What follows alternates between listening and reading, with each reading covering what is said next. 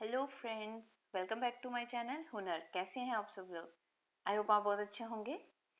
तो आज हम एक नया टॉपिक लेके आए हैं अपने मैथ फाउंडेशन क्लास का, जो कि है आपका क्या, ratio and proportion. Ratio and proportion जो है वो आपके मैथ का मोस्ट इंपॉर्टेंट टॉपिक है। अगर आपने ये टॉपिक अच्छे से कर लिया ना, तो आप आधे से ज़्यादा मैथ की जो अर्थमेटिक प्रॉब्लम्स आती हैं, जिसमें आपको सबसे ज़्यादा दिक्कत आती है सॉल्व करने में, वो बहुत ईजिली कर लोगे आप। बस शर्त ये है कि आप रेशियो एंड प्रोपोर्शन के कॉन्सेप्ट को अच्छे से समझना, अच्छे से करना। और मैं कोशिश करूँगी कि रेशियो एंड प्रोपोर्शन से रिलेटेड जितने भी आपके क्वेश्चन पेपर में आते हैं, वो मैं आपको बहुत अच्छे से करवाऊँ और हर एक क्वेश्चन को कवर करूँ अपनी इन वीडियोस में। सो शुरू करते हैं हम अपना लेक्चर आज का। तो आज हम करने जा रहे हैं क्या, रेशियो एंड प्रोपोर्शन। सबसे पहले हम समझेंगे कि रेशियो क्या होता है, राइट। इसको समझाने के लिए मैं एक एग्जांपल के थ्रू आपको समझाती हूँ। मानो मेरे पास एक क्लास है, एक क्लास ले लेते हैं। उस क्लास में कुछ बॉयज़ एंड गर्ल्स हैं। क्या है? कुछ बॉयज़ एंड गर्ल्स हैं, राइट। मैं बॉयज़ की स्ट्रेंथ उसमें ले लेती हूँ कि 150 बॉयज़ हैं वहाँ पे एंड 100 गर्ल्स हैं वहाँ पे। अब इन दोनों को आपस में जब मैं डिवाइड कर दूँ, बॉयज़ एंड गर्ल्स के जो स्ट्रेंथ ली है मैंने, इनको अगर मैं आपस में डिवाइड करूँ तो डिवाइड करो, देखो। फर्स्ट जब मैं डिवाइड करूँगी तो मैं 0 से 0 कट जाएगा। कितना आया मेरे पास? 15 एंड 10 आया। अब 15 एंड 10 मुझे देख रहा है कि ये फिर से आपस में कट जाएगा। अगर मैं इसको डिवाइड करूँ तो ये 5 के टेबल से फिर से कट जाएगा। 5 3 ज़ा 15 और 5 2 ज़ा 10। तो मेरे पास क्या आया? 3 एंड 2 बचा। अब 3 एंड 2 जो है वो किसी भी कॉमन नंबर से नहीं कटेगा। इट मीन्स फर्दर मैं डिवाइड करूँ तो इसके बाद मैं इन दो नंबर्स को नहीं काट सकती। तो ये जो मेरे पास लास्ट में 3 एंड 2 आया ना, तो ये क्या है, आपके क्लास में बॉयज़ एंड गर्ल्स का रेशियो है। क्या है? बॉयज़ एंड गर्ल का रेशियो। कि उस क्लास में बॉयज़ एंड गर्ल्स को 3:2 में डिवाइड किया गया है। रेशियो को क्या बोलते हैं हम हिंदी में? हिंदी में हम इसको बोलते हैं अनुपात। तो एक क्लास में लड़के और लड़कियों का अनुपात कितना है? 3:2 है। तो यहाँ से मुझे एक चीज़ तो क्लियर होगी कि रेशियो की डेफिनेशन यहाँ से मैं ये बोल सकती हूँ कि रेशियो जो होता है वो किसी भी नंबर का की एक्चुअल वैल्यू का स्मॉलेस्ट वर्जन होता है। देखो, मैंने बॉयज़ एंड गर्ल्स की एक्चुअल स्ट्रेंथ ले ली थी कि उस क्लास में बॉयज़ 150 हैं तो गर्ल्स कितनी हैं? 100 गर्ल्स हैं। तो जब लास्ट में जब मैंने इनको डिवाइड किया तो मेरे पास रेशियो में क्या निकला? 3:2। तो मैं ये बोल सकती हूँ कि अगर 150 बॉयज़ एंड 100 गर्ल्स हैं तो मतलब टोटल क्लास में कितने स्टूडेंट होंगे? 250 स्टूडेंट होंगे। इट मीन्स मैं वहाँ से ये बोल सकती हूँ कि आउट ऑफ टोटल 250 स्टूडेंट्स में से बॉयज़ एंड गर्ल्स का जो रेशियो, जो अनुपात है, वो क्या है? 3:2 है। आई होप आपको समझ आ रहा होगा। तो जब भी रेशियो की बात करेगा तो रेशियो क्या होता है कि सबसे स्मॉलेस्ट वर्जन होगा एक्चुअल वैल्यू का। मतलब वो तब तक आपने उस चीज़ को डिवाइड करते रहना है या आपस में काटते रहना जब तक वो उनका कॉमन फैक्टर खत्म ना हो जाए, उसमें कोई कॉमन फैक्टर ना बचे। तो 3:2 क्या आया है? इस 250 टोटल 250 स्टूडेंट्स का रेशियो है, जिसमें बॉयज़ एंड गर्ल्स का रेशियो क्या है? 3:2 है। चलो एक और एग्जाम्पल लेके मैं समझा देती हूँ। लेट्स सपोज मैं ले लेती हूँ कि मेरे पास 500 रुपीज़ हैं। उन 500 रुपीज़ को मैंने दो लोगों में डिस्ट्रीब्यूट कर दिया। वो कौन है? A and B. मैं मान लेती हूँ कि दो लोग हैं, कोई ए and B.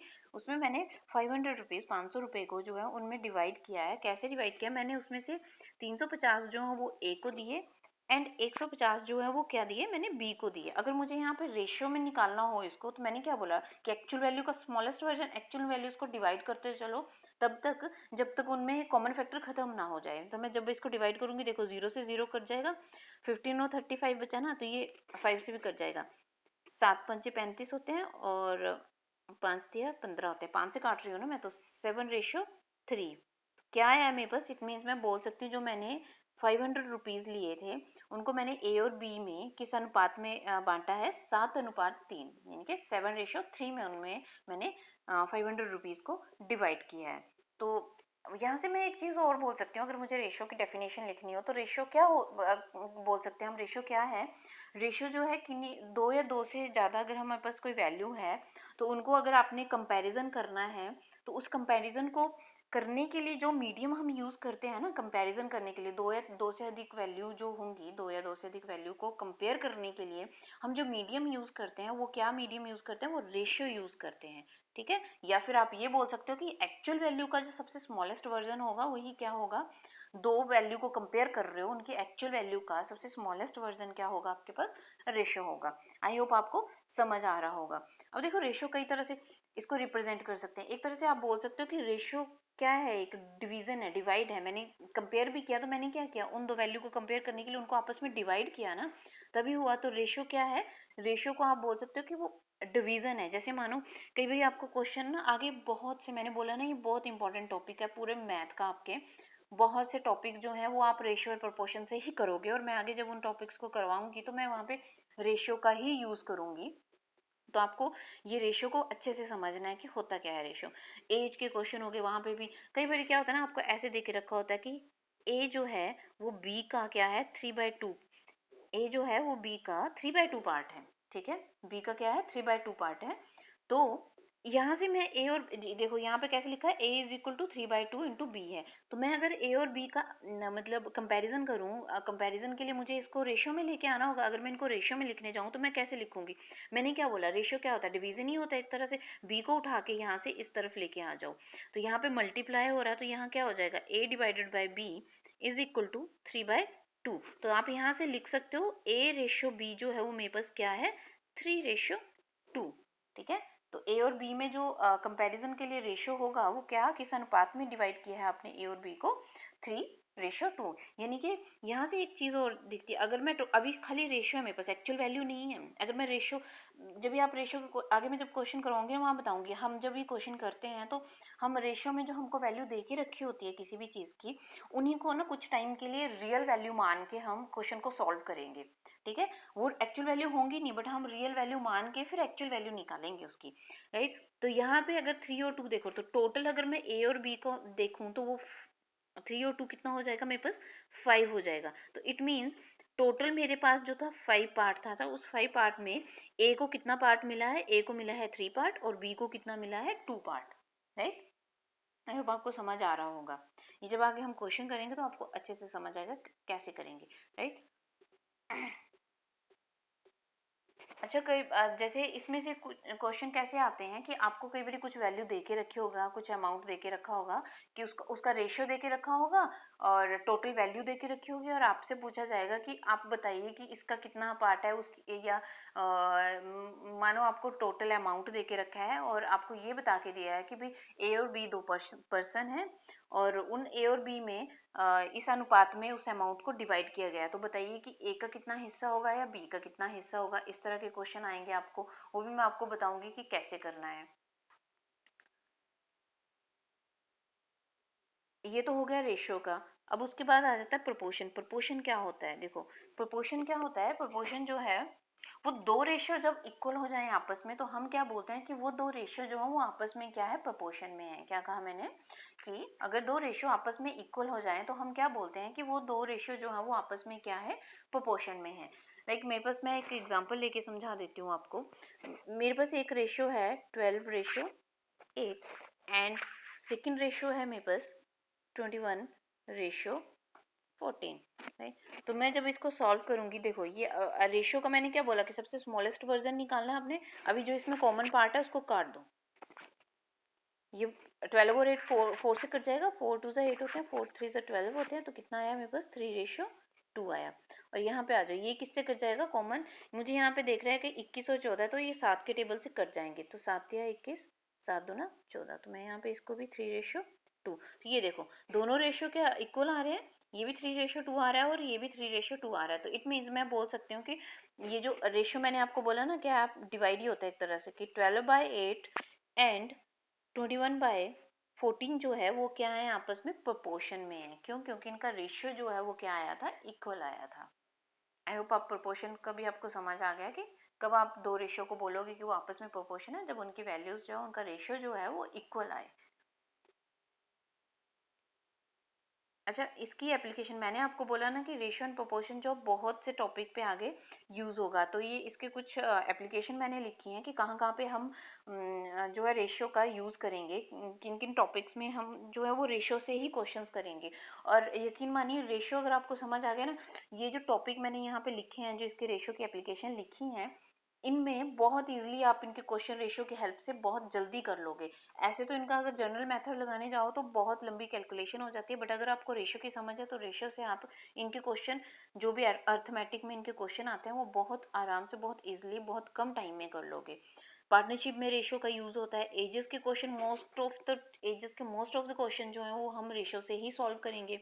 Mixture and allegation पूरा का पूरा आपका रेशो से सॉल्व होगा। टाइम एंड वर्क में रेशो का यूज़ होता है। पाइप एंड सिस्टम में रेशो का यूज़ होता है। स्पीड, डिस्टेंस एंड टाइम में भी बहुत से क्वेश्चन में ज़्यादातर रेशो का ही यूज़ करते हैं हम। SI और CI, सिंपल इंटरेस्ट और कंपाउंड इंटरेस्ट में इसका यूज़ होगा। प्रॉफिट एंड लॉस में भी। और DI तो पूरी की पूरी आपकी रेशो पे ही डिपेंड करती है। अगर रेशो की समझ है तो DI आप बहुत जल्दी और बहुत इजीली कर लोगे। ये तो होगी रेशो की कुछ एप्लीकेशंस। अब आ जाते हैं रेशो के टाइप्स पे। थोड़ वैसे तो इनका डायरेक्ट कोई ऐसा क्वेश्चन आता नहीं है, बट आपको इनकी समझ होनी चाहिए। टाइप्स आपके रेशो के टाइप्स आपको पता होने चाहिए। यहाँ पे तो इसके डायरेक्ट क्वेश्चन तो नहीं आएंगे, बट हाँ आगे जब हम क्वेश्चन करेंगे तो वहाँ पे इसका थोड़ा बहुत यूज़ होगा, तो आपको इसकी बारे में इसकी नॉलेज होनी चाहिए। इसके क्वेश्चन वैसे टीचिंग एग्जाम में जो आपके टीचर एलिजिबिलिटी टेस्ट होते हैं या कमीशन के एग्जाम होते हैं वहाँ पे डायरेक्ट क्वेश्चन कई बार आ जाते हैं। स्पेशली जो टीचर एलिजिबिलिटी टेस्ट होता है वहाँ पे किस तरह के क्वेश्चन आते हैं। वहाँ पे कई बार आपको क्या है ना, रेशियो दे के रखा होगा, वहाँ से आपको उसका डुप्लीकेट रेशियो निकालने के लिए बोला जाएगा, सब डुप्लीकेट रेशियो निकालने के लिए, या ट्रिप्लीकेट या मिक्स कंपाउंड रेशियो निकालने के लिए, या ये थर्ड प्रोपोर्शन, फोर्थ प्रोपोर्शन। ये तो जो टीचर एलिजिबिलिटी टेस्ट होते हैं ना वहाँ पे काफ़ी टाइम मैंने देखा है। जो हमारे स्टेट के भी जैसे HP स्टेट का टेट का एग्ज़ाम होता है वहाँ पे भी ना इसका क्वेश्चन डायरेक्ट आ जाता है कि आपको रेशियो दे के रखा होगा वहाँ पे, या कुछ 3 वैल्यूज दे के रखी होंगी और फोर्थ प्रोपोर्शन आपको वहाँ पे निकालने के लिए बोला जाएगा। तो ये आपको थोड़े से रेशियो के टाइप हैं जिनके बारे में थोड़ी सी नॉलेज होनी चाहिए। मैं आपको इसके थोड़ा डिटेल दे देती हूँ, बता देती हूँ कि कैसे निकालते हैं। डुप्लीकेट रेशियो है। डुप्लीकेट रेशियो देखो हिंदी में इसको क्या हम बोलते हैं, वर्गानुपात बोलते हैं। तो वर्गानुपात मतलब वर्ग का यूज हुआ होगा, ऑब्वियस सी बात है, इसके नाम से ही क्लियर हो जाता है। डुप्लीकेट रेशियो होता है कि गिवन रेशियो, जैसे मेरे पास कोई रेशियो देके रखा है A/B, ठीक, इसका आपको डुप्लीकेट रेशियो निकालने के लिए बोला जाए तो आपने कुछ भी नहीं करना है, बस गिवन रेशियो की जो आपको वैल्यूज है उनका स्क्वायर कर दो। ठीक है, क्या बोला मैंने कि जब डुप्लीकेट रेशियो निकालने के लिए आपको बोला जाए आपने कुछ भी नहीं करना है, जो गिवन आपको रेशियो देके रखा है बस उसकी वैल्यू का स्क्वायर कर दीजिए, आपका डुप्लीकेट रेशियो निकल जाएगा। सब डुप्लीकेट की बात करते हैं। सब डुप्लीकेट में कुछ भी नहीं होता है, इसमें क्या है आपका स्क्वायर रूट की बात करता है। क्या स्क्वायर रूट की, जो आपका वर्गानुपात बोलते हैं ना स्क्वायर रूट को हिंदी में, तो स्क्वायर रूट की बात करता है। गिवन आपको जैसे A और B एक रेशियो देके रखा है, उसका अगर सब डुप्लीकेट रेशियो निकालने के लिए बोला जाए तो कुछ भी नहीं करना है, गिवन वैल्यू का आपने स्क्वायर रूट ले लेना है। क्या ले लेना है, स्क्वायर रूट ले लेना है। मैं एक एग्जांपल ले लेती हूँ, लाइक जैसे मेरे पास है 25/49 देके रखा है मुझे, राइट, और इसका मुझे सब डुप्लीकेट रेशियो निकालने के लिए बोला जाए तो सब डुप्लीकेट रेशियो निकालना है तो कुछ भी नहीं करना है, इसका स्क्वायर रूट ले लो। तो 25 का स्क्वायर रूट हो जाएगा आपका 5 एंड 49 का हो जाएगा 7। तो क्या आया इसका सब डुप्लीकेट रेशियो 25 एंड 49 का 5/7 आया। आई होप आपको समझ आ रहा होगा। फिर नेक्स्ट है आपका ट्रिप्लीकेट रेशियो। अब ट्रिप्लीकेट देखो, डुप्लीकेट में आपने स्क्वायर किया था तो ट्रिप्लीकेट में आप कुछ भी नहीं करोगे। अगर A और B का आपको ट्रिप्लीकेट निकालने के लिए बोला जाए तो आपने कुछ भी नहीं करना है, इसका आपने क्यूब कर देना है, राइट। और सब ट्रिप्लीकेट में कुछ भी नहीं करना है, आपने इसका जो है वो क्यूब रूट कर देना है। क्या कर देना है आपने, इसका क्यूब रूट कर देना है। गिवन वैल्यू का क्यूब रूट कर दोगे आप।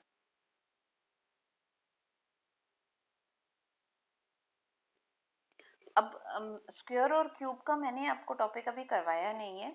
मैं आपका एक अलग से लेक्चर लूँगी जिसमें मैं आपको बताऊंगी कि गिवन वैल्यू का स्क्वायर। मैंने वैसे आपको पहले ही स्टार्टिंग में जब भी मैंने ये कोर्स शुरू किया था, जब भी मैंने ये क्लासेस शुरू की थी, मैंने आपको सबसे पहले यही बोला था कि आप जो हैं, एक तो आपको टेबल 30 तक लर्न होने चाहिए, दूसरा आपको 40 तक क्यूब आपको टिप्स पे लर्न होने चाहिए, एंड जो 40 तक स्क्वायर आपको, सॉरी क्यूब नहीं, स्क्वायर आपको 40 तक जो वो लर्न होने चाहिए। और क्यूब अगर आप 20 तक लर्न कर लो ना, 20 तक की वैल्यू के क्यूब लर्न कर लो तो सफिशिएंट है, उसी में हो जाएगा। ये आपको लर्न होने चाहिए, बिल्कुल टिप्स पे याद होनी चाहिए कि इमीडिएट आपको ऐसे सॉल्व करने की ज़रूरत ना पड़े। क्योंकि जब भी आप बैंकिंग वगैरह के एग्जाम देते हो ना तो आपके पास इतना टाइम नहीं होता है कि आप वहाँ पे निकालने बैठो। वैसे तो अगर जैसे मानो क्यूब निकालना है किसी वैल्यू को, तो उस वैल्यू को 3 बार आपस में मल्टीप्लाई कर दो तो क्यूब निकल जाता है। स्क्वायर निकालना है तो उस वैल्यू को 2 बार आपस में मल्टीप्लाई कर दो तो स्क्वायर निकल जाता है। बट आपके पास इतना टाइम नहीं होता है कि आप ये सब करने बैठो। बैंकिंग एग्जाम में स्पेशली वहाँ पे तो आपको विद इन 15 सेकंड या 20 सेकंड में क्वेश्चन को अपने सॉल्व करना होता है। तो उसके लिए ज़रूरी है कि आप जो है वो 40 तक अपने स्क्वायर लर्न कर लीजिए, 20 तक अपने क्यूब लर्न कर लीजिए, और हो सके तो 30 तक के आपके टेबल जो हैं आपको टिप्स पे लर्न होने चाहिए, राइट। उसके अलावा जो बड़ी वैल्यूज़ के स्क्वायर एंड क्यूब कैसे निकालते हैं उसका शॉर्ट ट्रिक क्या होता है, वो मैं आपको एक अलग से इसका स्क्वायर और क्यूब का लेक्चर लूँगी, वहाँ पर आपको बता दूँगी। तो अभी हमने क्या किया, सब ट्रिप्लिकेट मैंने बता दिया कि कैसे निकालना है। गिवन वैल्यू का आपने क्यूब रूट ले लेना है तो आपका सब ट्रिप्लिकेट निकल जाएगा। उसके बाद आता है आपका mixed compound ratio. Mixed compound ratio क्या होता है, जैसे मानो दो रेशियो आपको गिवन है, मैं एग्जांपल ले लेती हूँ 2:3 एंड एक आपको गिवन है 4:5। इनका आपको अगर मिक्स्ड कंपाउंड रेशियो निकालने के लिए बोला जाए तो आपने कुछ भी नहीं करना है, इस 2 को 4 से मल्टीप्लाई कर दो एंड 3 को 5 से मल्टीप्लाई कर दो, तो आपका मिक्स्ड कंपाउंड रेशियो निकल जाएगा। 2 को 4 से मल्टीप्लाई किया तो आएगा 8 रेशियो, 5 को 3 से मल्टीप्लाई किया तो आएगा आपका 15। तो ये 8:15 क्या आया आपका मिक्स्ड कंपाउंड रेशियो आया, किसका, 2:3 एंड 4:5 का। नेक्स्ट पे आ जाइए, नेक्स्ट क्या है आपका, नेक्स्ट हमें देख रखा है मीन प्रोपोर्शनल क्या होता है।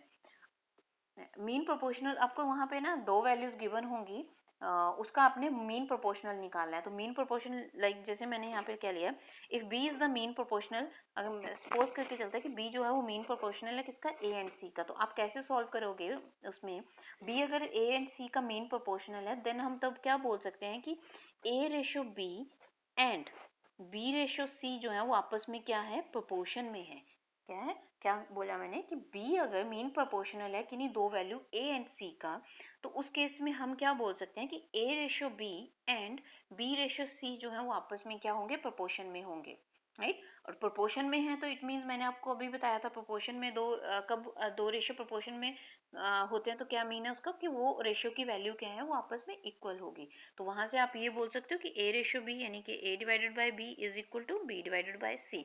अब देखो यहाँ पे आपने मीन प्रोपोर्शन किसको माना है, बी को मीन प्रोपोर्शन माना है, तो बस इसको अब आगे कुछ भी नहीं है, आगे आपको सिंपल सी ये इक्वेशन है, इसको सॉल्व करना है, यहाँ से आपने बी की वैल्यू फाइंड आउट कर लो और आपका मीन प्रोपोर्शन निकल जाएगा। तो यहाँ से बी स्क्वायर कितना निकला, A/C। तो ये तो सिंपल सी कैलकुलेशन, आगे आप खुद कर लोगे, बस आपको पता होना चाहिए कि मीन प्रोपोर्शन कैसे निकालना है। बस वहाँ पे आपको दो वैल्यू गिवन होंगी, वहाँ पे उसका मीन प्रोपोर्शन निकालने के लिए बोला जाएगा, तो आपने यही वाला मेथड लगा के उसका मीन प्रोपोर्शन निकालना है। मैं इसके एग्जाम्पल नहीं करवाऊंगी क्योंकि मैं पहले ही बता चुकी हूँ कि इसके क्वेश्चंस आते नहीं हैं पेपर में, ये सिर्फ टीचिंग एग्ज़ाम जो होंगे वहीं पे इसके क्वेश्चन पूछे जाते हैं। तो बाकी बैंकिंग वगैरह या रेलवे वगैरह में भी एक और चांसेस हैं कि पूछ सकता है ये मीन थर्ड प्रोपोर्शन या फोर्थ प्रोपोर्शन, अदरवाइज पीछे इसका जो सब डुप्लीकेट रेशियो ट्रिप्लीकेट ये तो आपको जस्ट नॉलेज होनी चाहिए कि क्या होता है, राइट। नेक्स्ट आ जाओ, क्या है थर्ड प्रोपोर्शन। थर्ड प्रोपोर्शनल क्या है, यहाँ पे भी एक जनरल एग्जांपल के थ्रू मैं आपको समझाती हूँ कि अगर मैं मान लूँ कि C जो है वो क्या है, मेरे पास थर्ड प्रोपोर्शनल है, किसका, दो गिवन वैल्यू मेरे पास A एंड B, उनका मैं थर्ड प्रोपोर्शनल ले लेती हूँ C।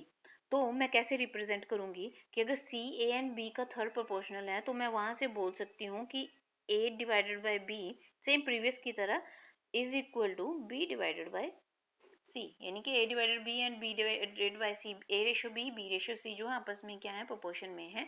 कब, जब भी अगर C जो है वो थर्ड प्रोपोर्शन है, क्या लिया है मैंने यहाँ पे, C थर्ड प्रोपोर्शनल लिया है, किसका, A एंड B का मैंने थर्ड प्रोपोर्शनल ले लिया C। उस केस में हम कैसे लिखेंगे कि A/B is equal to B/C।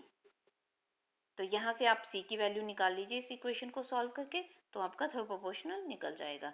Next है आपके पास फोर्थ प्रोपोर्शनल। फोर्थ प्रोपोर्शनल क्या होता है कि आपको वहाँ पे, अब देखो फोर्थ प्रोपोर्शनल पूछ रहा है, ऑब्वियस सी बात है वहाँ पे तीन वैल्यूज तो आपको गिवन होंगे, फोर्थ ही निकालनी है आपने। वहाँ पे आपको A/B एंड C गिवन होगा, उसका आपने फोर्थ प्रोपोर्शनल निकालना है। तो मैं मान लेती हूँ कि D जो है वो ABC का क्या है, फोर्थ प्रोपोर्शनल है। तो उस केस में आप कैसे लिखोगे कि A/B is equal to C/D, A/B is equal to C/D। तो आपने फोर्थ प्रोपोर्शनल यहाँ से D माना था, तो बस D की वैल्यू निकाल लीजिए इक्वेशन को सॉल्व करके, तो आपका फोर्थ प्रोपोर्शनल निकल जाएगा।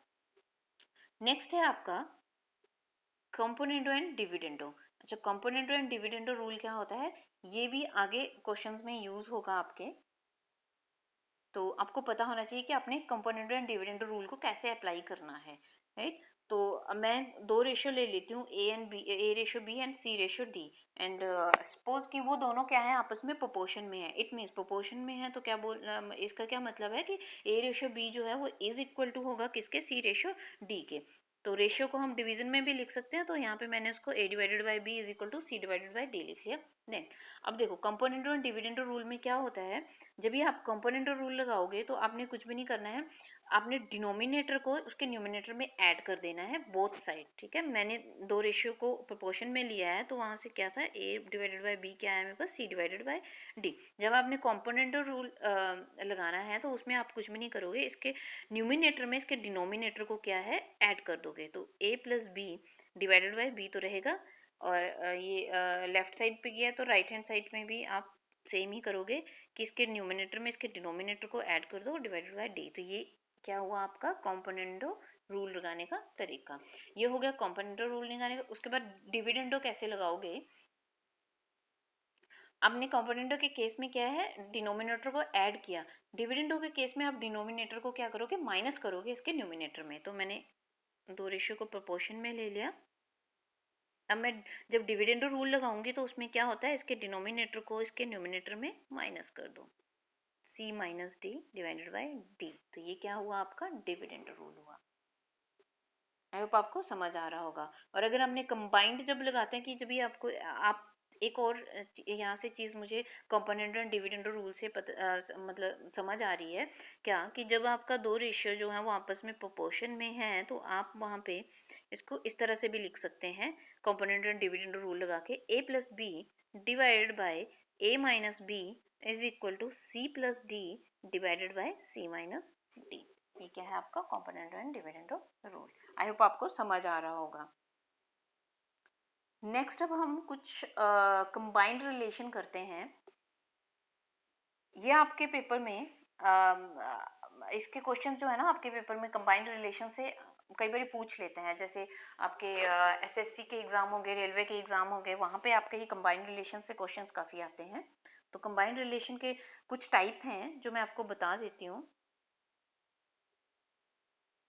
फर्स्ट टाइप है, फर्स्ट टाइप में क्या है कि आपको दो रेशियो गिवन होंगे और उनको उसमें कुछ उसमें एक जो फैक्टर होगा, एक नंबर जो होगा वो कॉमन होगा, तो उसको कंबाइन करके आपने उसका कंबाइंड रेशियो निकालना है। तो वो आप कैसे निकालोगे, तो मैं ये आपको एक एग्जांपल के थ्रू समझाती हूँ। लेट अस सपोज मेरे पास एक रेशियो है ए रेशियो बी जो मुझे 7:9 दे के रखा है, एंड बी रेशियो सी आपको दे के रखा है 15:7। राइट, यहाँ से आपको क्वेश्चन में फाइंड आउट करने के लिए बोलेगा कि if A ratio B is equal to 7:9 है एंड बी रेशियो सी 15:7 है, then find out A ratio B ratio C क्या होगा। अब देखो यहाँ पे एक चीज हमको क्या दिख रही है, बी जो है इन दोनों में क्या है, कॉमन है। अब इन दोनों रेशियो को कंबाइन करके हमने A ratio B ratio C find out करना है। तो इस तरह के जब क्वेश्चन आएंगे तो आपने क्या करना है, कुछ भी नहीं करना है। यहाँ पे जो आपको गिवन रेशियो होंगे उनको आप लिख लीजिए, ए रेशियो बी इस तरह से लिख लीजिए 7:9 and B ratio C is equal to 15:7। ये मैंने इस तरह से लिख लिया। अब आपने यहाँ से A ratio B ratio C निकालने के लिए कुछ भी नहीं करना है, यहाँ पे एक उल्टा एन रूल याद रखना है। आपने क्या उल्टा एन रूल याद रखना है, वो अप्लाई कैसे करोगे, देखो 7 को 15 से मल्टीप्लाई करो, कितना आएगा 105, 15 से थे 105 होते हैं। रेशियो 15 को मल्टीप्लाई करोगे 9 से तो फिर ये हो जाएगा 135।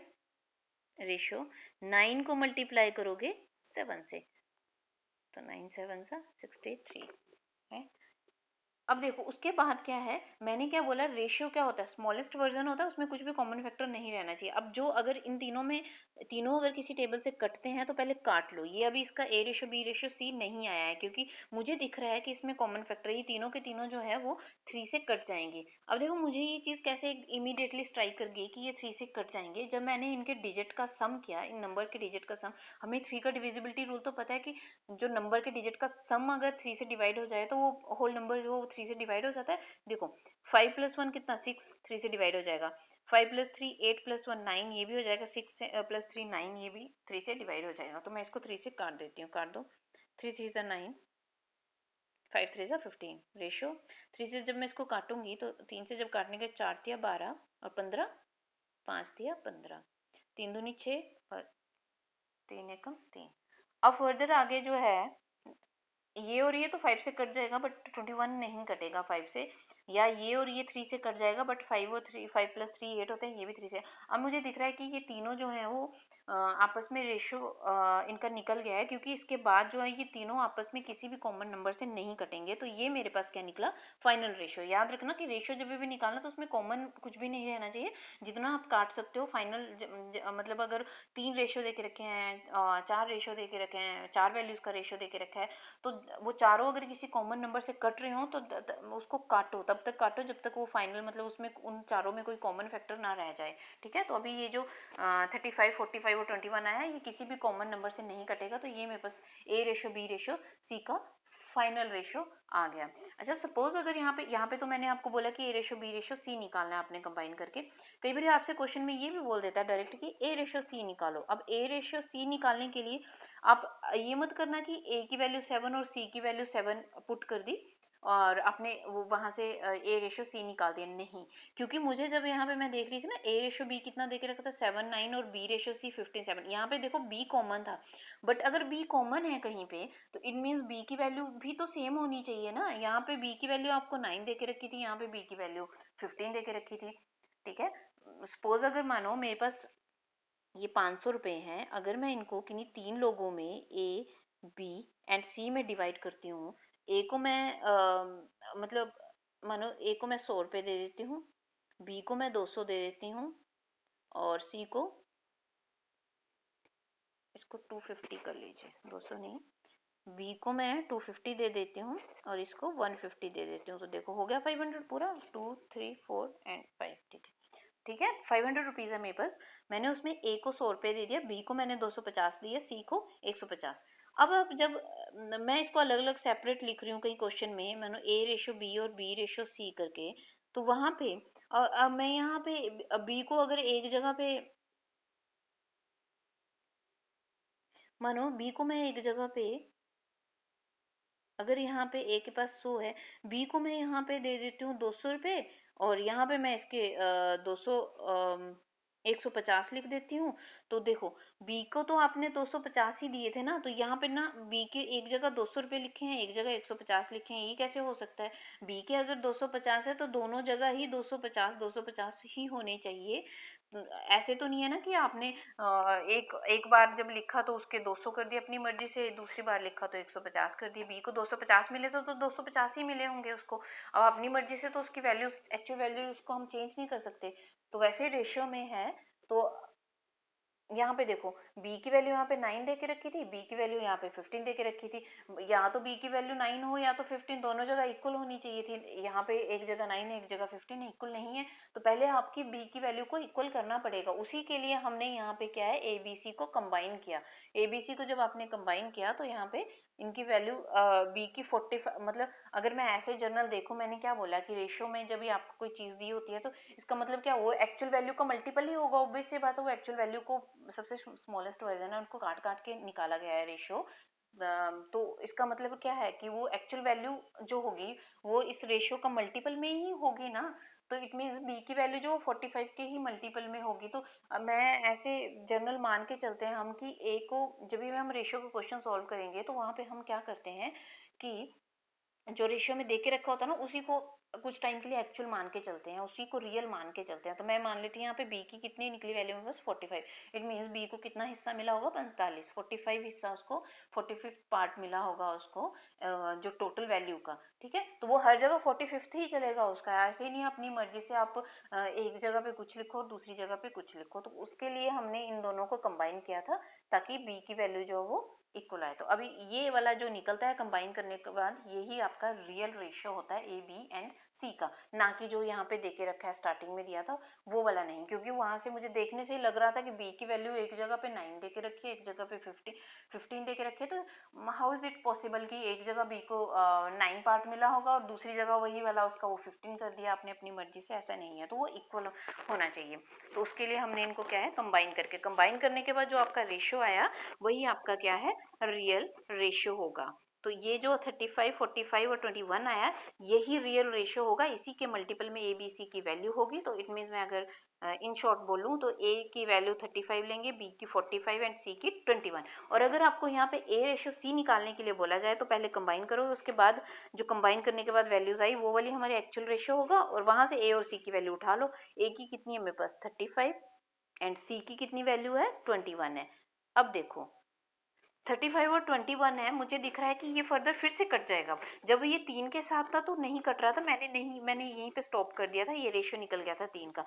बट जब मैं ए और सी को ले रही हूँ तो यहाँ पे देखो 35 और 21 आपस में कट रहे हैं, तो रेशियो तो स्मॉलेस्ट वर्जन लेना है आपने, ए रेशियो सी निकालना, तो इसको आपको फर्दर काटना पड़ेगा। तो ये 7 से कट रहा है, 7 पंजे 35 होता है और 7 या 21, तो ए रेशियो 3 कितना आया आपके पास 5:3।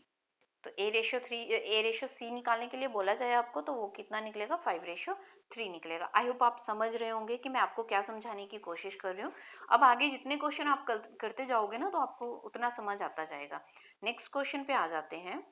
नेक्स्ट क्वेश्चन क्या देके रखा है आपको, इफ ए रेशो बी कितना है 3:5 है, बी रेशो सी जो है 7:3 है, then find A B C आपने निकालना है। तो ये क्या है, देखो यहाँ पे b की वैल्यू 5 देके रखी है, यहाँ पे b की वैल्यू कितनी देके रखी है 7 की। तो ये तो पॉसिबल है नहीं ना कि b की एक जगह आप 5 वैल्यू लो 7, b का तो इक्वल शेयर होगा ना, तो दोनों जगह अगर b का 5 है तो दूसरी जगह भी 5 ही होना चाहिए था, बट यहाँ पे है नहीं। तो मैं क्या करूंगी इस केसेस में, a b c को कंबाइन करके लिखूंगी, वो कंबाइन करने के बाद जो a b c का रेशियो आएगा वही मैं एक्चुअल वैल्यू मान के चलूंगी। ठीक है, तो निकाल लो। मैंने कैसे बताया आपको कैसे कंबाइन करना है। जब भी आपको दो रेशियो गिवन हो तो वहां पे आपने क्या लिखना है, ए रेशियो बी को लिख लीजिए पहले, कितना देके रखा है 3:5 देके रखा है, एंड बी रेशियो सी। अब देखो ये लिखने का फॉर्मेट यही रखना, बी अगर यहाँ पे आपने सेकंड पोजीशन पे लिखा है तो सेकंड वाले में बी फर्स्ट पोजीशन पे आएगा। तो ए रेशियो बी, क्योंकि बी जो है इन दोनों में क्या है कॉमन है,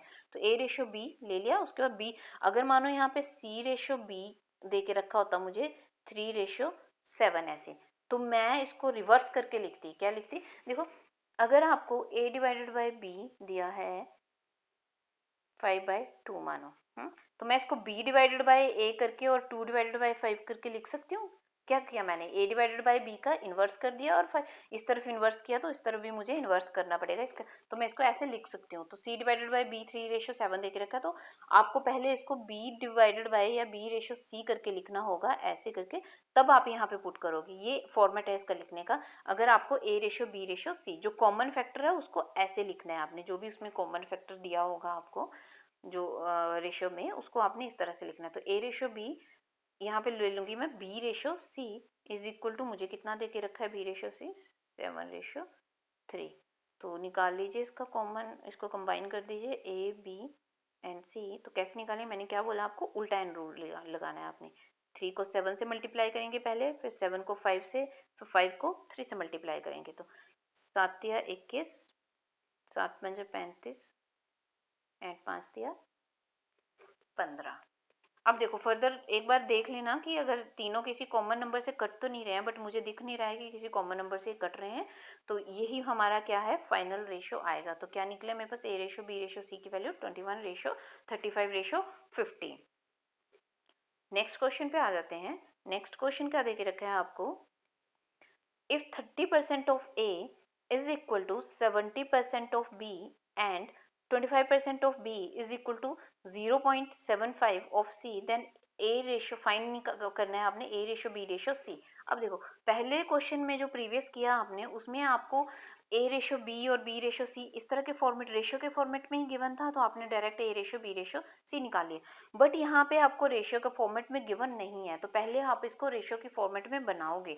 तो इसको रेशो की फॉर्मेट में हम कैसे बनाएंगे, देखो अभी फिलहाल के लिए परसेंटेज का मैं टॉपिक आगे हम करेंगे, उसको बहुत डिटेल में करेंगे। फिलहाल तो आप इतना याद रख लीजिए कि परसेंटेज कहीं पे भी दिया है तो उसका मीनिंग क्या होता है। जैसे मानो यहाँ पे 20% लिखा है, तो इसका मीनिंग क्या होता है, परसेंटेज का मीनिंग होता है डिवाइडेड बाय 100।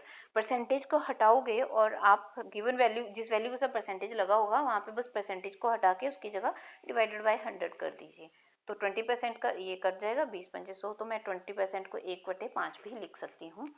आई होप आपको समझ आ रहा होगा कि परसेंटेज कैसे सॉल्व करना है, राइट। तो यहाँ पे मैं पहले इस वाले पार्ट को सॉल्व करते हैं हम, ठीक है। 30% ऑफ ए का मैंने क्या बोला, परसेंटेज की जगह आप क्या लिखोगे, divided by 100। 30 divided by 100, of का मतलब क्या होता है, मल्टीप्लाई। ऑफ का मतलब होता है multiply, multiply by A is equal to 70%। 70 divided by 100 multiply by B. अब करने को आप या तो ये देखो डायरेक्ट, आई होप आपको नंबर्स को काटने आता होगा, ये बहुत सी बेसिक वो है, छोटी क्लासेस में आपने बहुत अच्छे से किया होगा। तो नंबर्स को कैसे काटते हैं, ठीक है। ये देखो ये आपस में मल्टीप्लाई हैं और इक्वल हो रहे हैं, तो मैं इनको आपस में काट सकती हूँ। देखो 100 से 100 क्या है, कट जाएगा। यहाँ पे ये 0 से ये 0 कट गया, तो मेरे पास इस तरफ क्या बचा, इक्वल टू के इस साइड लेफ्ट हैंड साइड में मेरे पास बचा 3a और राइट हैंड साइड में मेरे पास बचा 7b। अब आपने इसको रेशियो में लिखना है, तो मैंने स्टार्टिंग में ही आपको बताया कि जब इस तरह से आया तो आप कैसे रेशियो में लिखोगे।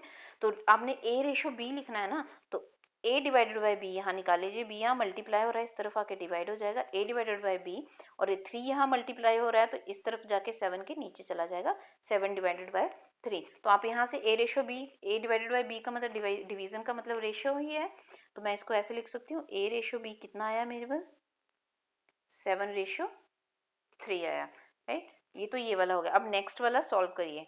क्या दिया था आपको, 25% ऑफ b, तो मैं इसकी जगह ये लिख सकती हूँ 25% की जगह 25 डिवाइडेड बाय परसेंटेज की जगह आ जाएगा मेरे पास 100 ऑफ का मतलब multiply by b is equal to, देखो 0.75। अब यहाँ परसेंटेज नहीं दिया है, ठीक है, तो क्या है 0.75। इसको भी मैं तोड़ के लिख लूंगी, पॉइंट हटा दूंगी। तो मुझे पता है कि जब भी पॉइंट हटाते हैं तो डिवीजन में क्या आता है, पॉइंट के प्लेस पे 1 लिखते हैं और पॉइंट के आगे जितने डिजिट दिए होंगे उतनी 0 लगा देंगे। तो पॉइंट के आगे यहाँ पे 2 डिजिट है, 7 और 5, तो मैं यहाँ पे 2 0 लगा दूंगी। एंड ऑफ है तो ऑफ की जगह मल्टीप्लाई, और कितना आ जाएगा आपके पास c। अब फिर से देखो 100 से 100 कट जाएगा, 25 और 75 आपस में कट जाएंगे, 25 1 से 25 और 25 या 75 होते हैं। तो मेरे पास यहाँ पे कितना बचा, b is equal to 3c। तो मैं यहाँ से b डिवाइडेड बाय c निकाल सकती हूँ, ठीक है। c को इस तरफ ले आइए, b के नीचे डिवीजन में चला जाएगा क्योंकि यहाँ पे वो मल्टीप्लाई हो रहा था। तो उस तरफ कितना बचा मेरे पास 3। अब देखो डिवीजन 3 है तो मैं 3 को ऐसे भी तो लिख सकती हूँ ना, 3 डिवाइडेड बाय 1। तो यहाँ से मेरे पास b रेशियो, देखिए मेरे पास यहाँ से b रेशियो c, ये b डिवाइडेड बाय c को क्या लिखूंगे, b रेशियो c। कितना आया मेरे पास 3/1। बस अब a ratio b ratio c निकालना है, तो कैसे निकालोगे, इज इक्वल टू कितना आएगा, उल्टा एन रूल लगा दो, यही वाला। ये 7 को 3 से जब मल्टीप्लाई किया 21, 3 3 9 और 3 1 3। अब देखो, अब ये वाला ए बी सी की वैल्यू नहीं आई है एक्चुअल। अभी मुझे यहाँ पे दिख रहा है कि ये 21 9 एंड 3 जो है वो 3 से कट जाएगा, तो इसको 3 से काट दीजिए। 7 या 21, 3 3 9, 3 1 3, राइट।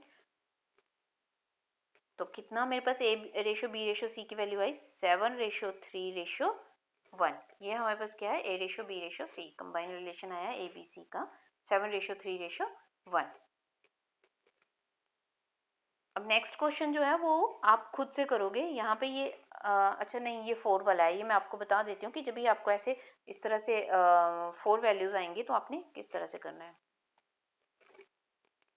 क्या दिया है आपको यहाँ पे, a ratio b, b ratio c की value and c ratio d की वैल्यू दी हुई है। यहाँ पे आपने a b c d को क्या है, कंबाइन करना है, कंबाइन करके बताना है कि कितना। देखो यहाँ पे b और b कॉमन है, इस वाले में देखूँ तो सी एंड सी कॉमन है इन दोनों में। अब देखो यहाँ पे बी की वैल्यू 3 है, यहाँ पे बी की वैल्यू 4 है, तो ये तो पॉसिबल मतलब हाँ एक चीज़ और है, जैसे मैंने पीछे आपको ये उल्टा एन रूल बताया, वैसे आप अगर नॉर्मल करने जाओ ना तो ऐसे भी कर सकते हैं जैसे हमने छोटी क्लासेस में किया। अगर मैं इन्हीं दो रेशो को लूँ, A ratio B and B ratio C, ठीक है, तो यहाँ पे देखो बी की वैल्यू कितनी है 3 दे के रखी है, यहाँ पे बी की वैल्यू कितनी है 4 दे के रखी है।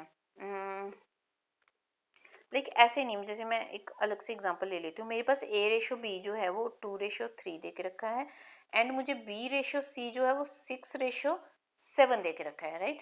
अब देखो बी की वैल्यू यहाँ पे 3 है, यहाँ पे 6 है, बट होना तो ये चाहिए कि बी की वैल्यू इक्वल होनी चाहिए। अब बी की वैल्यू को इक्वल बनाने के लिए अगर मैं इस पूरे के पूरे रेशियो को 2 से मल्टीप्लाई कर दूं तो देखो 3 2 6 होते हैं, तो 6 ऑटोमेटिकली बन जाएगा। तो आप ऐसे भी कर सकते हो, अगर जहाँ पे आपको सिंपल वाले गिवन हो ना, जैसे जहाँ से एक नंबर एक रेशियो को किसी नंबर से मल्टीप्लाई करने के बाद वो कॉमन वाले नंबर की वैल्यू सेम हो रही है, तो वहाँ पे आप डायरेक्ट ऐसे भी कर सकते हो। मैं अगर यहाँ से देखो 2 से मल्टीप्लाई कर दूंगी तो ये कितना हो जाएगा, 2 2 ज़ा ये वाला 4 हो जाएगा, 3 2 ज़ा 6 हो जाएगा, तो मेरे पास ए कितना आया 4। अब देखो यहाँ पे भी बी की वैल्यू 6 है, यहाँ पे भी 6 है, तो इट मीन्स आप डायरेक्ट बी की वैल्यू 6 लिख सकते हो, सी की वैल्यू कितनी आ जाएगी 7। तो ऐसे भी आप निकाल सकते हो, बट ये वाला तो आप वहाँ पे लगा सकते हो जहाँ पे आपको बिल्कुल सिंपल वैल्यू दे के रखी हो और देखने से लग रहा हो कि हाँ मैं एक वाले रेशियो को इस नंबर से मल्टीप्लाई करूंगा तो करूंगा या करूंगी तो जो कॉमन वाला नंबर है उसकी वैल्यू सेम हो जाएगी।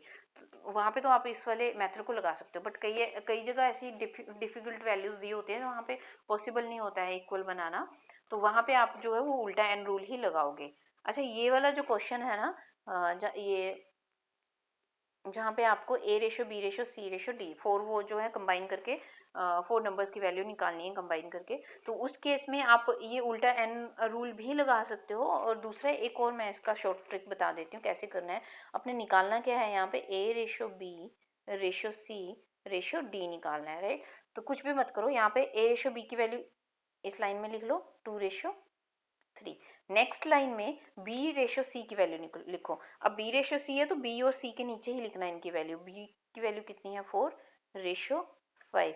एंड नेक्स्ट लाइन में थर्ड लाइन में सी रेशो डी की वैल्यू लिख लो। सी रेशो डी की 2:3, तो सी और डी के नीचे ही लिखना 2:3 दे के रखिए। अब देखो इस फर्स्ट लाइन में ये दो स्पेस खाली हैं, यहाँ पे ये वाले खाली हैं और यहाँ पे ये दो स्पेस खाली हैं। अब इनको कैसे भरेंगे हम, जो इस लाइन में जहाँ पे जो ब्लैंक स्पेस से पहले जो नंबर है ना बस उसी को फिल करना है आपने ब्लैंक स्पेस में।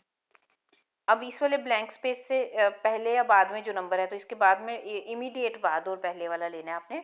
4 है तो यहाँ पे आप 4 लोगे, यहाँ पे इससे पहले जो इमीडिएट 5 है तो यहाँ पे 5 लोगे। यहाँ पे देखो क्या है 2 है तो ये 2 फिर से 2 होगा तो यहाँ पे 2, राइट। अब कुछ भी नहीं करना है, इन सबको आपस में मल्टीप्लाई कर दो। तो ए के नीचे जो जितने भी नंबर्स हैं ये सबको आपस में मल्टीप्लाई करो। 4 दूना 8 दूनी 16 रेशो 4 तिया 12 12 दूनी 24 रेशो 5 तिया 15 15 दूनी 30 रेशो 5 तिया 15 और 15 तिया 45।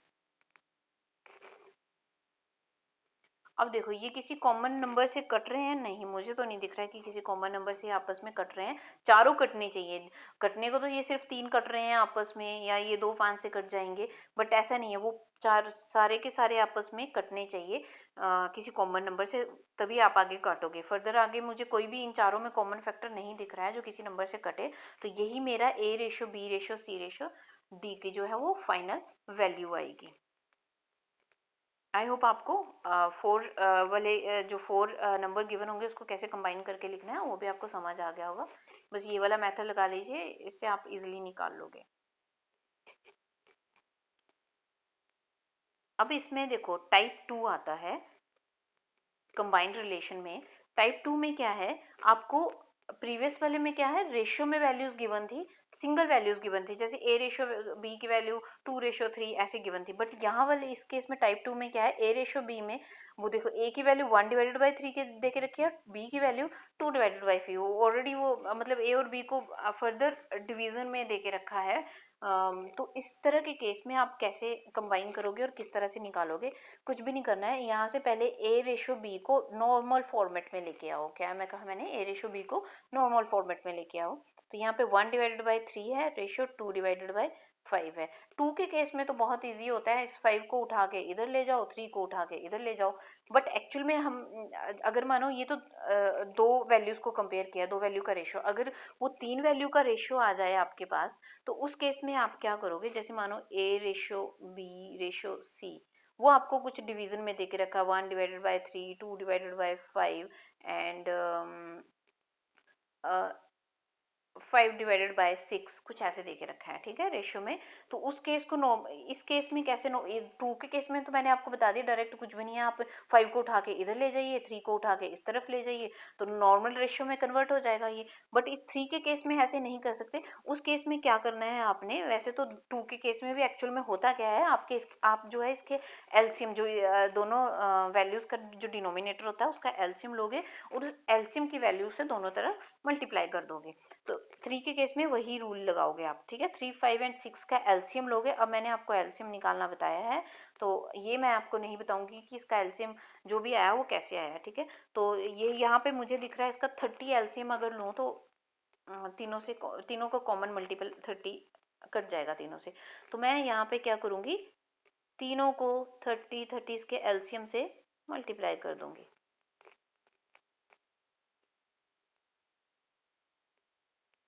बस तीनों को उसके जो आप एलसीएम निकलेगा उसके डिनोमिनेटर का, तीनों की वैल्यू के डिनोमिनेटर का जो एलसीएम आएगा, ये एलसीएम मैंने किसका लिया, 3, 5 एंड 6 का एलसीएम निकला 30। उस एलसीएम से आपने तीनों को मल्टीप्लाई कर देना है, तो मल्टीप्लाई कर दो। मल्टीप्लाई करने के बाद जो आएगा वही आपका क्या है, एबीसी का नॉर्मल रेशियो आएगा। तो 3 से जब ये कट जाएगा तो ये कितना आएगा, 10। 5 से कितना आ जाएगा, 5 6 जा 30, 6 से आएगा 5। तो अब देखो कितना आया, ए की वैल्यू आएगी 10, यहाँ पे 5 इंटू 6 है 30, नहीं सॉरी, यहाँ 6 इंटू 2 है, तो 6 इंटू 2 कितना हो जाएगा आपके पास, 6 दूनी 12, और यहाँ पे 5 इंटू 5 है तो ये हो जाएगा 25, ठीक है। तो जब ये आपको डिवीजन में वैल्यूज देके रखी हूँ ए रेशो बी रेशो सी की, तो उस केस में नॉर्मल रेशो में कैसे कन्वर्ट करना है, बस इसके डिनोमिनेटर की वैल्यू का एलसीएम ले लो, उससे तीनों को मल्टीप्लाई कर दो। मल्टीप्लाई करने के बाद जो भी आएगा वो आपका क्या है, कॉमन उसमें कन्वर्ट हो जाएगा। तो ये 10 रेशो 12 रेशो 25 आ गया, राइट। तो ये क्या निकाला था मैंने, ये क्या देके रखा था, ए रेशो बी आपको 1/3 रेशो 2/5। तो 2 के केस में मैंने क्या बोला है, वैसे तो 5 और 3 का एलसीएम 15 आ जाएगा, 15 से मल्टीप्लाई कर दो, दोनों तरफ काटने के बाद जो आएगा वो ए और बी की वैल्यू निकल जाएगी। बट 2 के केस में कुछ भी मत करो, डायरेक्ट इनको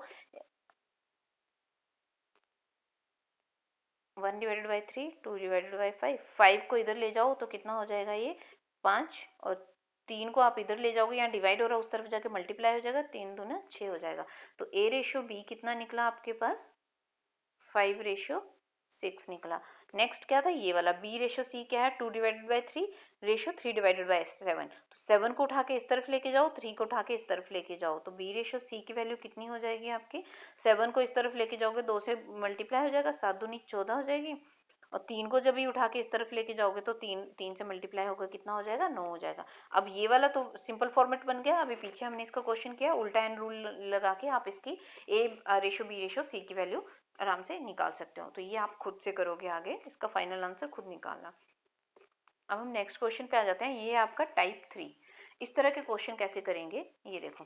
अब यहाँ पे क्या है, वहां पे तो आपको सिंगल सिंगल था ना कि A ratio B C ratio D ऐसे करके दिया था। यहाँ पे देखो ए प्लस बी अलग से है, A plus B ratio C की वैल्यू देके रखी है, B plus C ratio A की वैल्यू देके रखी है। तो इस तरह के क्वेश्चन कैसे करेंगे, अब देखो यहाँ पे मुझे एक चीज दिख रही है कि यहाँ पे सिर्फ 3 ही नंबर का यूज किया गया है, किनका, ए बी एंड सी का, ठीक है। अगर मैं यहाँ पे देखूं a प्लस बी, और मतलब अगर मैं यहाँ पे a प्लस बी प्लस सी की वैल्यू निकालूं इस वाले रेशो से, a प्लस बी रेशो सी से, मैंने क्या बोला है कि आप हम जब रेशो को सॉल्व करेंगे तो हम जो गिवन रेशो गिवन होगा हमको, हम उसी को कुछ टाइम के लिए एक्चुअल मान के चलेंगे, ठीक है। जो रेशो मुझे गिवन होगा उसी को मैं कुछ टाइम के लिए एक्चुअल मान के चलूंगी। जैसे मुझे ये a प्लस बी रेशो की जगह मैं यहाँ पे c लिख सकती हूँ, छोड़ो, अच्छा रेशो में लिखते हैं हम पहले। ए प्लस बी रेशो सी मुझे कितना गिवन है, 7/2 गिवन है। तो मैं यहाँ से ये बोल सकती हूँ कि ए प्लस बी की वैल्यू जो है वो 7 एंड सी की वैल्यू कितनी, 2।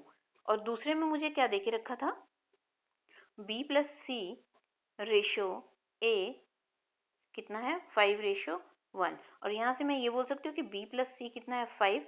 मैं कुछ टाइम के लिए जो मुझे गिवन रेशो ना उसी को एक्चुअल मान के चलती हूँ कि b प्लस सी की वैल्यू 5 है और a की वैल्यू कितनी है 1 है। अब देखो यहाँ से अगर मैं a प्लस बी प्लस सी निकालूं तो मेरे पास कितना आएगा, a प्लस, यहाँ से मैं a प्लस बी प्लस सी निकालूं तो कितना आएगा 7 और प्लस 2 कितना हो जाएगा 7 2 9। और इस वाले में देखो यहाँ से अगर आप a प्लस बी प्लस सी की वैल्यू निकालो तो कितना आ जाएगा 5 और 1 कितना 6। तो हाउ इज इट पॉसिबल कि एक बार अगर आप ए बी सी को ऐड करो तो 6 आए और एक बार आप ए बी सी को ऐड करो तो 9 आए। ये तो पॉसिबल नहीं है ना। तो दोनों जगह पे ऐड करने के बाद इक्वल आना चाहिए था। ए और बी और सी का जो भी हिस्सा था, जो भी शेयर आपने डिस्ट्रीब्यूट किया, जो भी इसका पार्ट था, वो अगर उन तीनों को आपस में ऐड करो तो इक्वल आना चाहिए ना। है तो ये कॉमन ए बी सी, दोनों में वही वाला ए बी सी है, इस वाले में भी वही वाला ए बी सी है, कोई अलग से वैल्यू तो है नहीं। ठीक है, तो दोनों में इसका सम सेम आना चाहिए था, बट नहीं आ रहा है। इट मीन्स इस तरह के क्वेश्चन में आपने क्या करना है, सॉरी, इस तरह के क्वेश्चन में आप क्या करोगे, मैं यहाँ पे सॉल्व कर देती हूँ ऊपर। देखो यहाँ पे क्या था आपके पास, a प्लस, यहाँ पे था आपके पास a प्लस बी रेशियो दे के रखा है किसके साथ, c के साथ, वो है मुझे 7:2। एंड दूसरा मुझे दे के रखा है b प्लस सी। ये इस तरह के क्वेश्चन ना आपके एसएससी एग्जाम में बहुत आते हैं, या कई बार बैंकिंग एग्जाम में भी आ जाते हैं। तो आपको इसको सॉल्व करने आना चाहिए। b प्लस सी प्लस ए, ये आगे जब हम पार्टनरशिप या आगे जो क्वेश्चन करेंगे ना, कुछ एक टॉपिक जो मैंने अभी आपको बताया कि जहाँ पे रेशियो का यूज़ होता है, वहाँ पे ये चीज़ बहुत यूज़ होती है। तो b plus C ratio A कितना दे के रखा है मुझे 5:1। तो मैंने यहाँ से देख लिया कि अगर मैं इसको सम करूँ आपस में तो मेरे पास 9 आ रहा था, और इनको अगर मैं सम करूँ तो, अच्छा ये 1 है 7 नहीं है, सॉरी, ये 1 है, ठीक है, 5:1 है। तो ये कितना आया मेरे पास 6 है। तो अब देखो कुछ भी नहीं करना है, अब मुझे इस यहाँ पे ना सम को इक्वल बनाना पड़ेगा, क्योंकि a प्लस बी प्लस सी का यहाँ पे जो सम आएगा वही यहाँ पे भी आना चाहिए, a प्लस बी प्लस सी को ऐड करके। तो मुझे कुछ भी नहीं है, इसके सम को इक्वल बनाना है। तो सम को इक्वल बनाने के लिए देखो किन्हीं दो वैल्यू को आपस में इक्वल बनाना है, तो आप क्या करोगे, कुछ भी नहीं करना, उसका एलसीएम ले लो। उसका एलसीएम जो आएगा उससे आप इसको मल्टीप्लाई कर दो, तो आपका मतलब इसका 9 और 6 का एलसीएम क्या आएगा, एलसीएम देखो 9 और 6 का एलसीएम क्या आएगा, 18 से दो 18 जो है वो इसका कॉमन मल्टीपल हो सकता है, क्योंकि 18 9 2 से 18 होते हैं, 6 3 से 18 होते हैं, 18 9 से भी कट जाएगा, 6 से भी कट जाएगा। तो इसका एलसीएम कितना आएगा 18। तो कुछ भी मत करो, इन दोनों जगह जो है 18 18 बना दो, इसका एलसीएम निकालो, और दोनों जगह कोशिश करो कि वो एलसीएम जो आया आपका वो आपने यहाँ पे बनाना है। मतलब मैंने इसका एलसीएम 18 आया, तो मैं दोनों जगह जो वैल्यूज को 18 बनाऊंगी, तो क्या करूंगी 9 को मैं 2 से मल्टीप्लाई कर दूंगी। अगर मैंने यहाँ पे 2 से मल्टीप्लाई किया है तो इस पूरे के पूरे रेशियो को आपको 2 से मल्टीप्लाई करना पड़ेगा, और इस 6 को जो है वो आप 3 से मल्टीप्लाई कर दोगे, तो क्या है वो 18 बन जाएगा। तो इट मीन्स इस पूरे के पूरे रेशियो को 3 से मल्टीप्लाई कर दो। तो नेक्स्ट मल्टीप्लाई करने के बाद देखो मेरे पास क्या आ जाएगा, a plus B ratio C कितना हो जाएगा इज इक्वल टू, आपने 2 से मल्टीप्लाई करना है इस पूरे के पूरे उसको, तो कितना आ जाएगा 7 2 ज़ा 14 रेशियो 2 2 ज़ा 4, 2 से मल्टीप्लाई, और नीचे वाले को 3 से मल्टीप्लाई कर रहे हो, तो नीचे था क्या b plus C ratio a, तो 3 से मल्टीप्लाई कर दो इसको, तो कितना आया आपके पास 5 दिया 15 रेशियो 3। देखो अब इक्वल बन रहे हैं, अब ऐड करो इनको, 14 और 4 कितने होते हैं 18, और 15 और 3 कितने होते हैं 18 होते हैं, तो दोनों इक्वल बन रहे हैं ना। तो बस ऐसे ही करना है आपने, कैल्शियम निकाल लो, फिर वो मतलब कितना 18 एलसीएम आया था, तो दोनों में उसको 18 बनाने के लिए आप किस नंबर से मल्टीप्लाई करोगे कि वो 18 बन जाए, राइट। तो मैंने एक रेशियो को 2 से मल्टीप्लाई किया, दूसरे को मैंने 3 से मल्टीप्लाई किया, तो उसको मल्टीप्लाई करने के बाद जो आए, अब ये वाला आपने वैल्यूज लेनी है, ये वाली वैल्यूज को आप एक्चुअल वो वैल्यूज मान के चलोगे जो आपने ये वाली निकाली है, ठीक है। तो यहाँ से देखो अब a प्लस बी की वैल्यू मैं लूँगी कितना 14, एंड c की वैल्यू लूँगी मैं 4, और यहाँ से b प्लस सी की वैल्यू लूँगी मैं कितना 15 एंड a की वैल्यू लूँगी 3। अब a b c की वैल्यू यहाँ से निकाल लीजिए। तो a b c की वैल्यू कितनी आएगी, देखो c कितना है 4 और a कितना है आपके पास 3, c कितना है 4। अब यहाँ पे या तो यहाँ पे a की वैल्यू पुट कर दो या यहाँ पे c की वैल्यू पुट कर दो इस वाले में, तो तब भी b की वैल्यू निकल जाएगी, या यहाँ पे a की वैल्यू पुट कर दो तब भी b की वैल्यू निकल जाएगी। तो मैं यहाँ पे c की वैल्यू कितनी है 4 है, 4 पुट करूँगी तो मेरे पास कितना आएगा b 11 आएगा।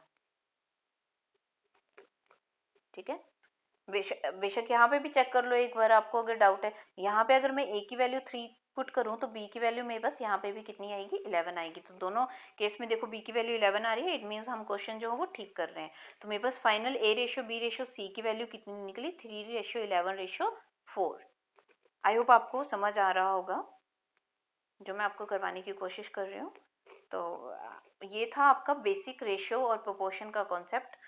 स्पेशली रेशो को तो बहुत अच्छे से करना। आई होप मैंने अभी तक जो भी आपको रेशो के बेसिक से कॉन्सेप्ट समझाए हैं वो आपको समझ आ रहे होंगे। और गिवन रेशो को कंबाइन कैसे करते हैं, उनकी वैल्यूज़ को कैसे कंबाइन करते हैं, ये भी आपको अच्छे से समझ आ गया होगा। ये वाले जो मैंने ये कंबाइंड रिलेशन करवाए ना, इसके जो 3 टाइप करवाए हैं ये बहुत इंपॉर्टेंट है, आगे क्वेश्चन में यही यूज़ होगा। आगे हम जितने भी क्वेश्चन करेंगे ना वहाँ पे कंबाइंड रिलेशन आपका बहुत यूज़ होगा। तो आई होप आपको समझ आया होगा। अगर आपको मेरा ये लेक्चर समझ आया, आपको पसंद आया, तो प्लीज़ मेरे चैनल को सब्सक्राइब कीजिए और मेरे वीडियोस को आगे जो है वो फर्दर अपने फ्रेंड्स में शेयर कीजिए। और सब्सक्राइब करने के बाद जो है वो आप बेल आइकन को ज़रूर प्रेस करिए, ताकि आपको मेरी वीडियोस को, जो भी मैं वीडियोस अपलोड करूँ उसकी आपको नोटिफिकेशन मिल जाए। तो thank you so much guys.